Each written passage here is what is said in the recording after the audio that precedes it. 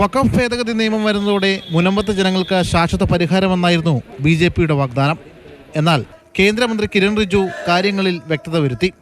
സമരസമിതിയുടെ ആശങ്കകൾക്കുള്ള പരിഹാരമായിരുന്നില്ല അത്, മറിച്ച് കോടതിയിൽ നിയമപോരാട്ടം തുടരണമെന്ന സന്ദേശമായിരുന്നു. മുനമ്പം വിഷയത്തിൽ നിയമപരമായി മാത്രമേ പരിഹാരം കാണാൻ കഴിയൂവെന്ന് ചുരുക്കം. It is under legal proceedings, then it will be decided by the court. Of course, we cannot take away the power of the courts, so it will be decided by the courts. But new declaration will not be allowed.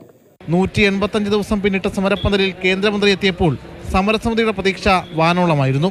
From today in India, I declare nobody will face the problem faced by the people of Munambam. There will be no more unilateral declaration of any property as Waqf property.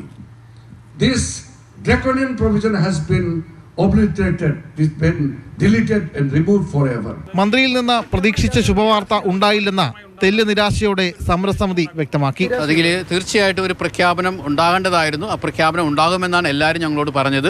ഞങ്ങൾ പ്രതീക്ഷിച്ചത് അത് തന്നെയാണ്. അതാണ് ഞാനും ആവശ്യപ്പെട്ടത്, ഒരു പ്രഖ്യാപനം ഉണ്ടാകുമെന്നാണ്. പക്ഷേ അദ്ദേഹം വ്യക്തിപരമായിട്ട് പറഞ്ഞു, പ്രഖ്യാപനം നടത്തുന്നതിന് മുമ്പ് ഇതിൻ്റെ റൂൾസ് ഡ്രാഫ്റ്റ് ചെയ്യാനുണ്ട്, 3 ആഴ്ചകളെങ്കിലും അതിന് വേണ്ടി വരും. അത് കഴിയുമ്പോൾ തന്നെ ഒരു പ്രഖ്യാപനം ഉണ്ടാകും. അതുകൊണ്ട് അദ്ദേഹം പറഞ്ഞു വീണ്ടും ഇങ്ങോട്ട് ഇവിടെ തന്നെ വരുമെന്നാണ് പറഞ്ഞിരിക്കുന്നത്. മുനമ്പം വിഷയത്തെ രാഷ്ട്രീയപരമായി തന്നെയാണ് BJP സമീപിച്ചത്.